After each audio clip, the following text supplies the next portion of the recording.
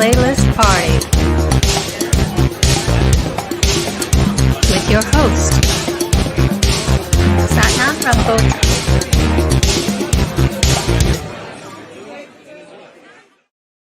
Hi, everybody. Welcome to my second installment of the DW Playlist Party. I'm supposed to tell you guys that there's private. That's for me. You guys can leave comments and stuff, and hopefully I'll see them and I'll say stuff back or something like that. And this particular playlist party, I was, they're I love these things in it, but they go by so quick. So I was trying to Can I turn up my volume? Yep. How's that, Jules? Ladies and gentlemen, Jules Thomas. She's sending me some informations. Thank you, Jules, for having me on this, and thanks, Kevin, also. And so anyways, I was saying that it's actually anyway, because anyways is not a word. That these things go by so quick, and I was the last one I did, I kind of did a whole lineage thing of what sort of got me all into music.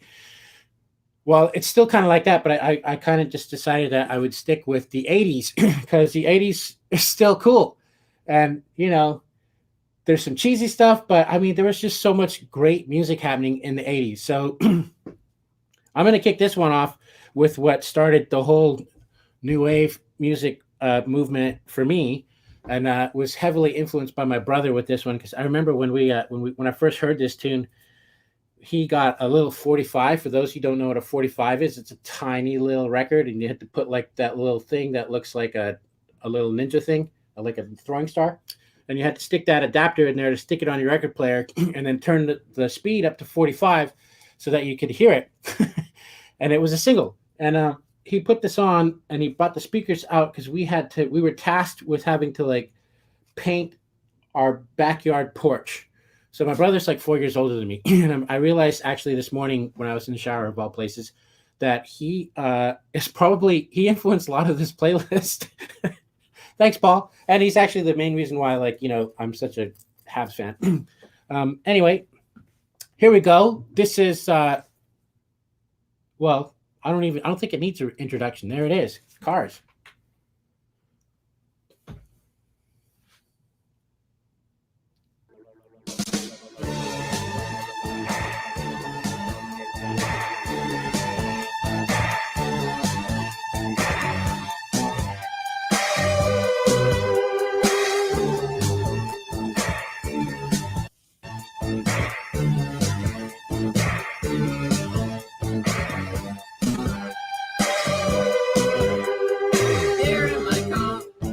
Safest of all, I can lock on my doors. It's the only way to live in cars. Here in my car, I can only receive. I can listen to you. It keeps me stable for days in cars.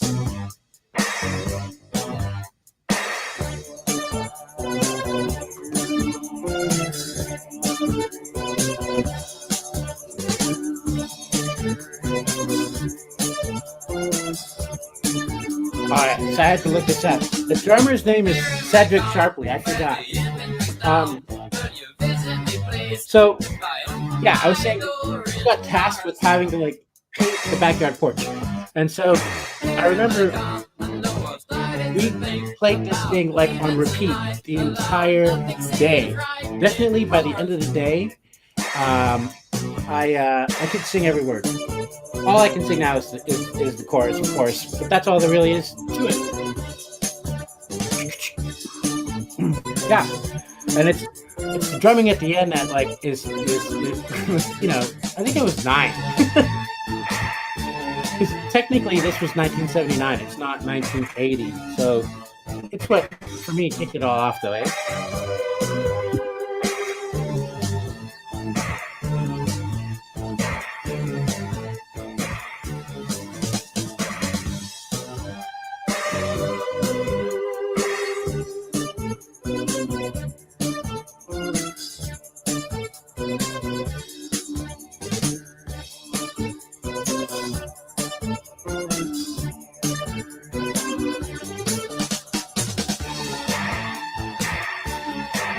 go now. See?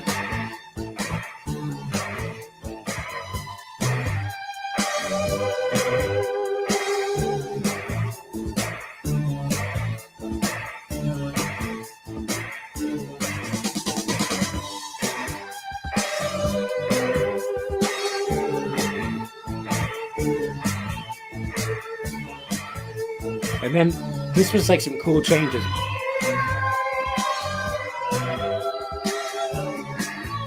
That's dope.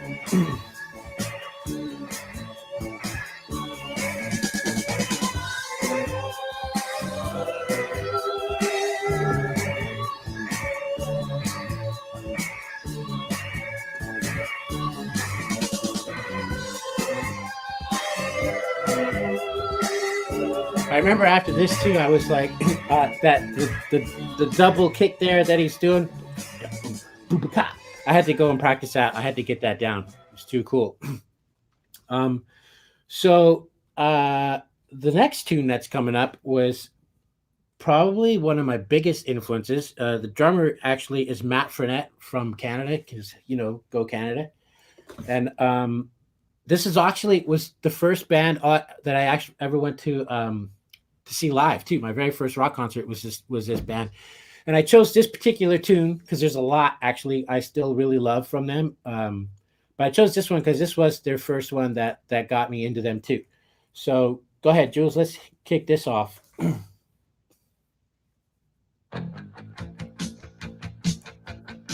have fond memories of this band with my buddy Trevor Carr. We used to after school sit in his basement and listen to records and stuff, and this is one of the first records that I remember listening with him. He's also the guy I went to the concert with, along with my other buddy Jay Stanovsky. I remember I was so scared to ask my mom and my dad, like, can I go to this concert? Because I thought for sure they were going to say no.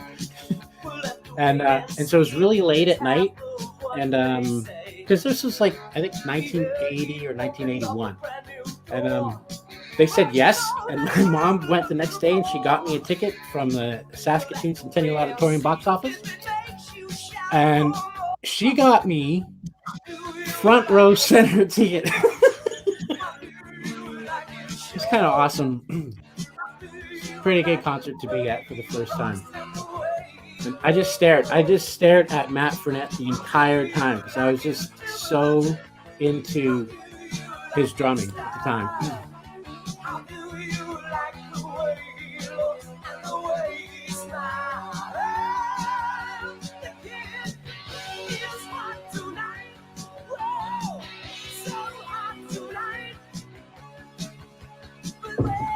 Excellent. Hi, Brazil.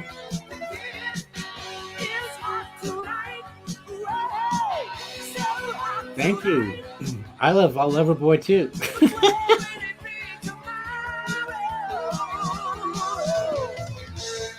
Hi, Nick. I missed your comment. I just saw your name quick. How you doing, bro?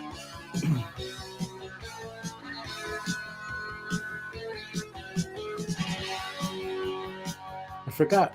Oh. Hello. Wie geht's? I should mention that we're inside my studio space. And, the name of my studio in English is Do You Have an Appointment Studios? Otherwise, in Germany, or in German, I should say, in Deutsch, is Haben Sie einen Termin? So, yeah, that's all I got.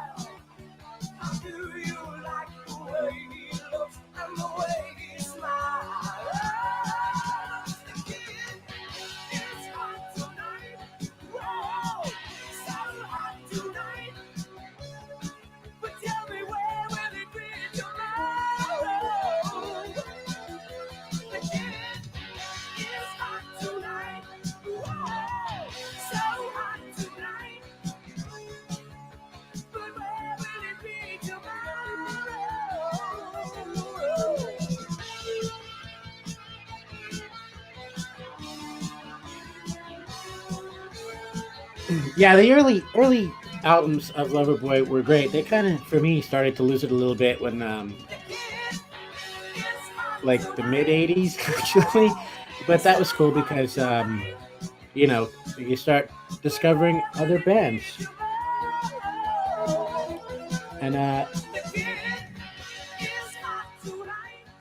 we can probably start fading this one, Jules, because the next group that I chose to have on here, and actually I kind of did this in somewhat of a chronological order. So that tune was that album actually came out in 1980. The next one came out in 1981, and this band is probably the most underrated band ever from the 80s. And everyone in this band, every musician was a badass. And so this also was the very first tune that I got introduced to here. And this was my sister, who is a professor in London. She's the one who was playing this one night, and I was like, who is that band? And I just became a huge fan and became obsessed. And I have like almost every one of their records. And so here we go with Saga.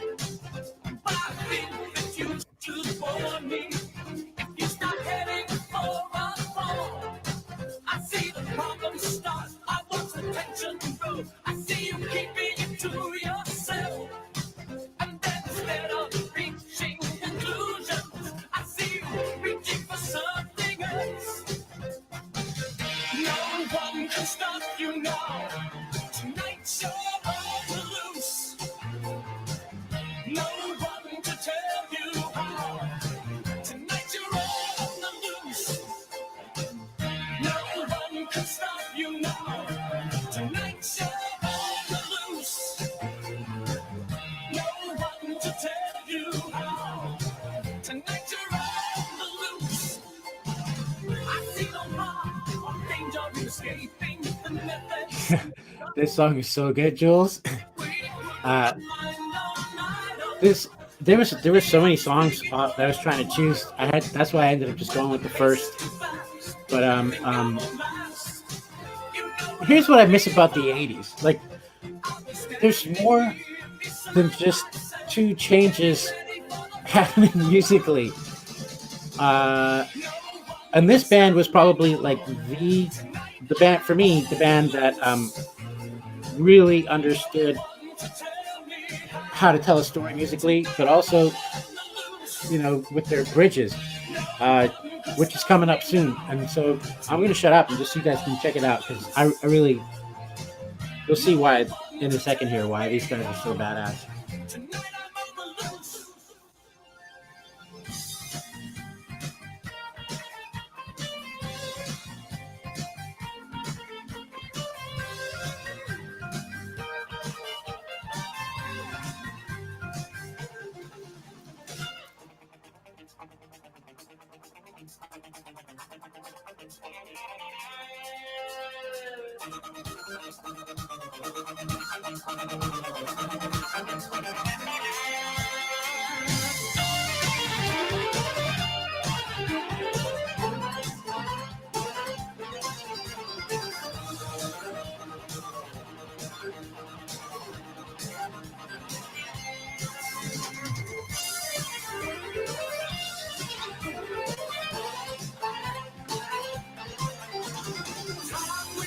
Come on, see what I'm saying?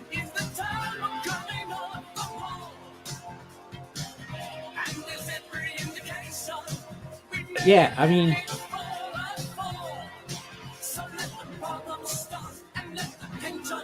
it still makes my hair stand up, this song.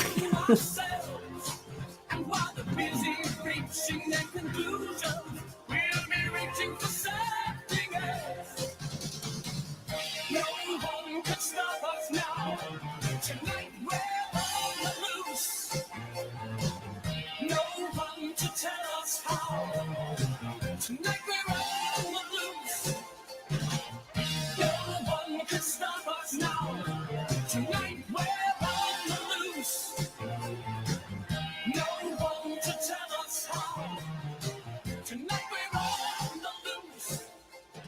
So yeah, Saga for y'all.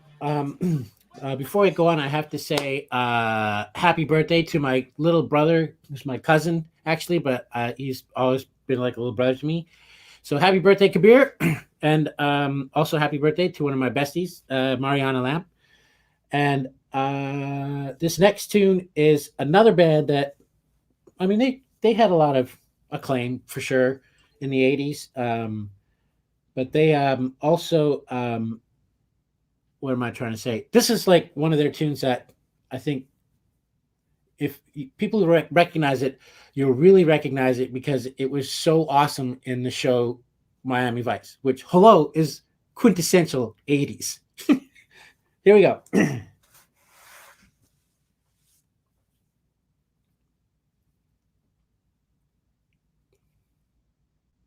You probably got to crank this one, Jules.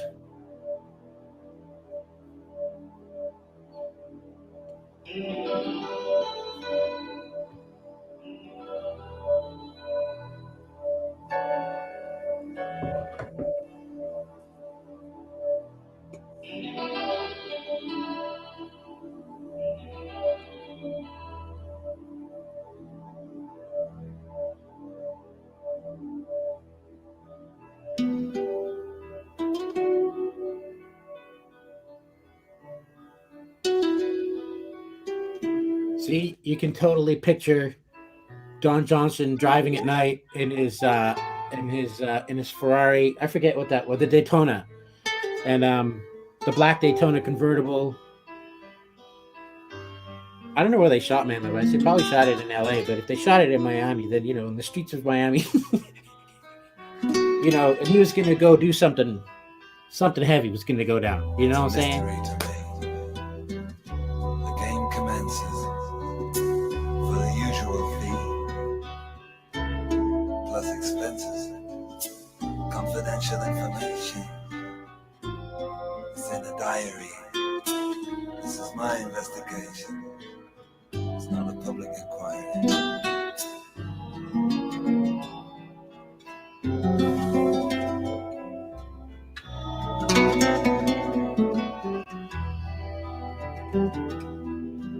I go checking out the reports, picking up the dirt.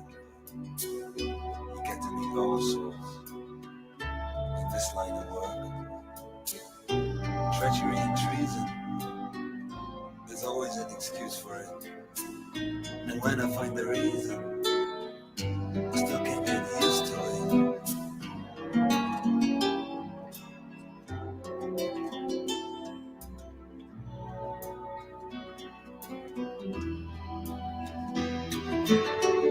Oh, look, another change. At the end of the day, what do you got to take away? A bottle of whiskey, a new set of lies, blinds on the window, and a pain behind the eyes.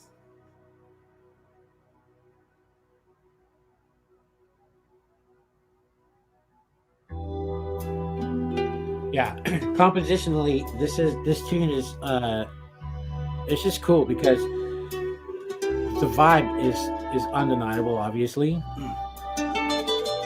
And I just feel like in the 80s, like bands explored. They did things that weren't, like this piece is like 6+ minutes long, and so like that just doesn't happen really anymore. At least I haven't found. So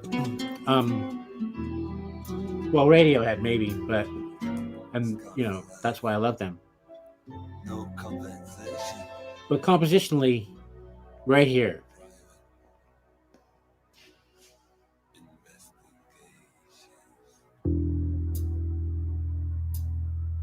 this is actually where the song really begins.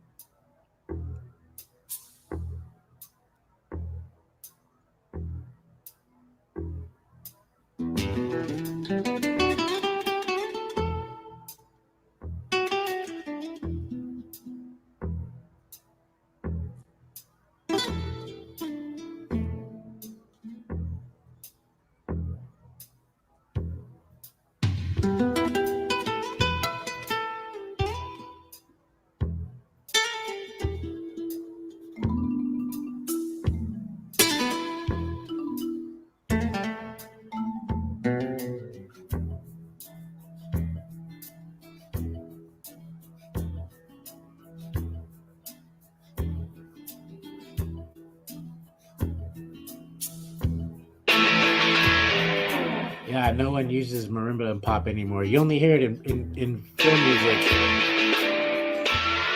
It's true.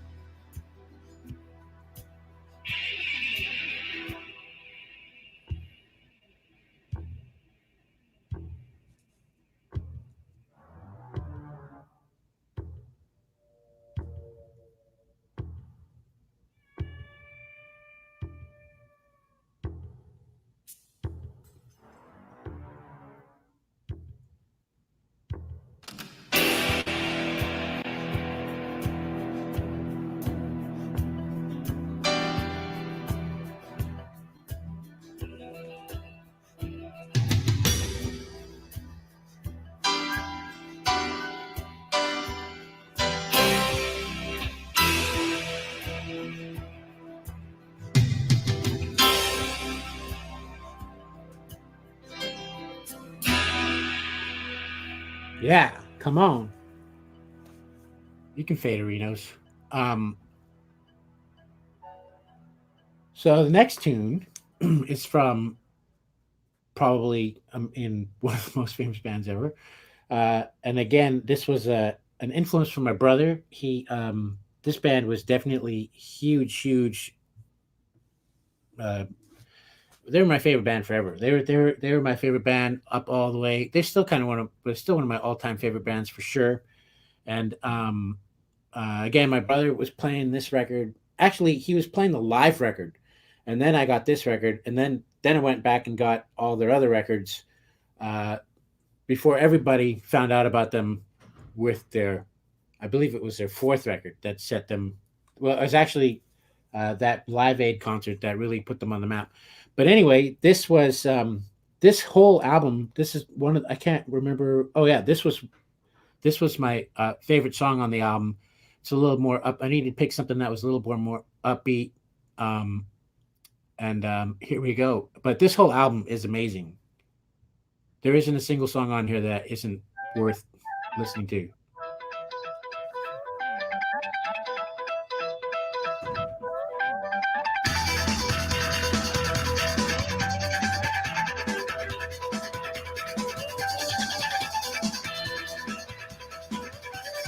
You know, I'm pretty sure that Brian Eno was one of the producers of this record, and I'm a huge Brian Eno fan too. Like, if you haven't ever checked out Brian Eno, go discover Brian Eno, because Brian Eno is like such an unsung genius. Most musicians obviously know him, but yeah, he's the reason why, for me, I don't know if this was Brian Eno though. It might have been Flood, but anyway, both of those cats are really, forget about it. Yeah, I think that's right, Jules. Was it Roxy Music? Yeah, I think that's correct. With didn't Andy Newmark play drums for them?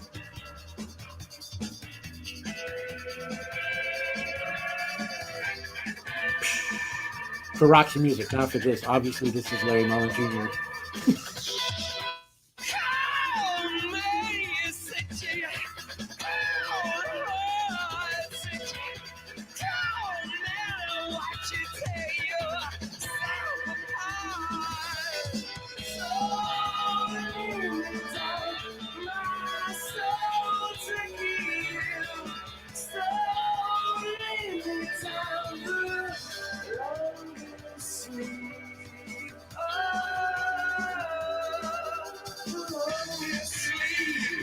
Cheers.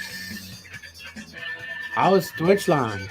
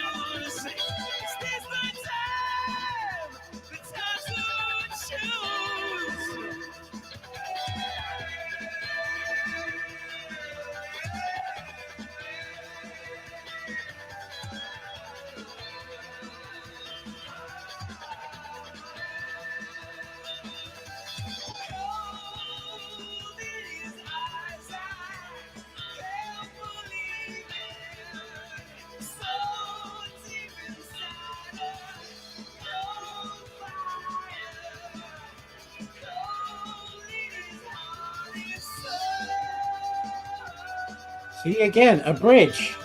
A small bridge, but a bridge nonetheless. The 80s. What happened to music?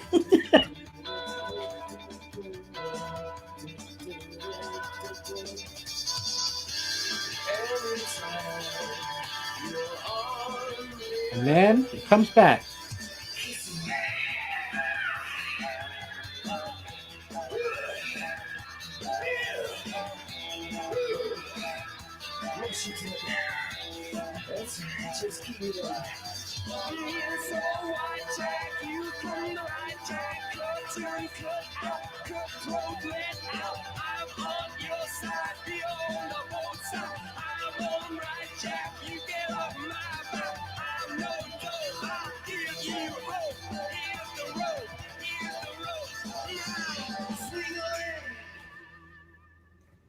So people that know me from Canada, one of my days growing up in Canada, know that I was a huge skater. Like I was totally into it. In fact, you can't see in my studio here. Let me see if I can do something crazy here. But and I didn't bring one of these bands, but you know, this was also one of my favorite bands, and I could never get rid of this shirt because it's just too bad. It's just badass. But and if I wore it now, I'd destroy it. So it's an art piece in my studio.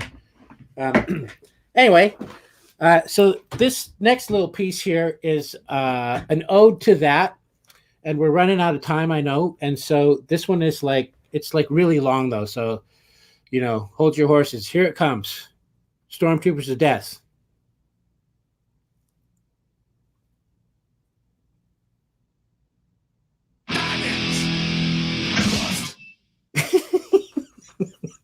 That was like the best song ever.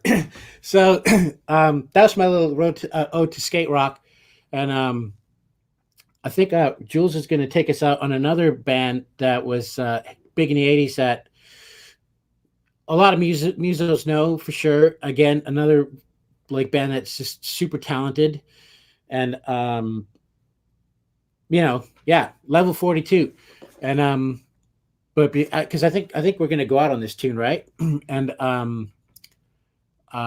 you know, Mark King. I don't know if Mark King played drums too, but he's a bass player. He definitely he's got rhythm like he played drums. I think he does play a little bit of drums. But anyway, oh yeah, Jules is confirming for me. Thanks, Jules. And yeah, I don't really know much to say about this tune other than like my whole 80s playlist that I was doing here, like there's so much music in the 80s that this is just a small glimpse of like the stuff that I was listening to, but there's so much other stuff that was like I totally left out, like you know, well, we'll have to do another episode. That's what it is. Isn't that right, Jules? And yeah, so here comes some Level 42 for you. I'll leave all that other stuff till the next time. Thanks for tuning in. And there's a live video of these guys. I don't know if it was this concert or one of their next records, but if you can find it, it's really awesome. Phil Gould is such a badass. Like,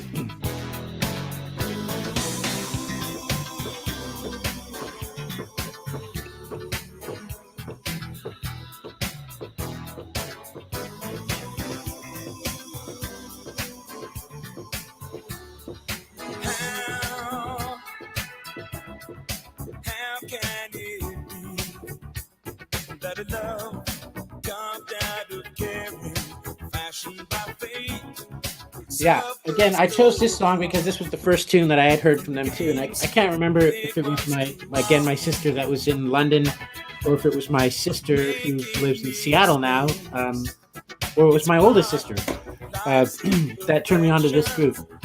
It's entirely possible it was my drum teacher, John Fisher.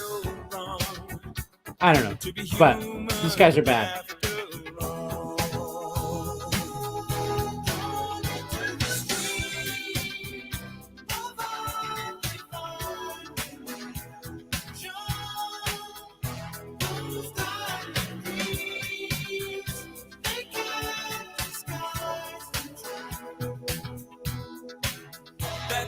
Something about you, baby.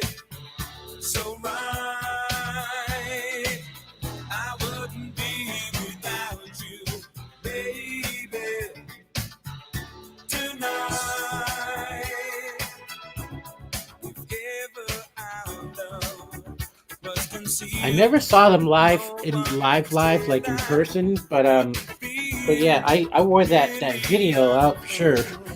Remember those, Jules? They had VHS recorders. Oh, the world is so crazy. We remain tender together, not so in love. It's not so wrong. We're only human after all. I think I still have a collection too, Jules, of VHS tapes. They're in a box in my garage though, and I think the VCR is with them actually, sitting there too. I should bust it out, but what I did bust out actually here is I found my old cassette player and I brought it here, and I brought a bunch of tapes. I have a whole box, like a few boxes of cassette tapes, and I gotta transfer them all to digital. Even though I know I can find them on they're already up there, I'm sure. That's not the point. Because there's something about you, baby, so right. I couldn't live without you Yeah, that's a good song, mate.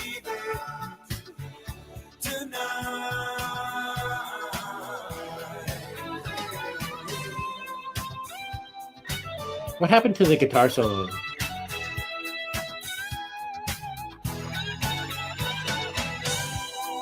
I guess this is more like a guitar interlude than it is a solo.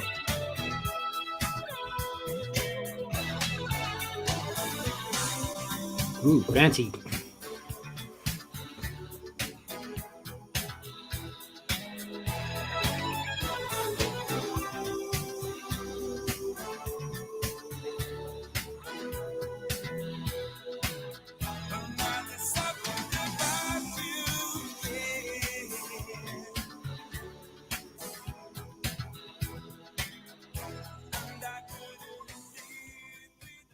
So there it is.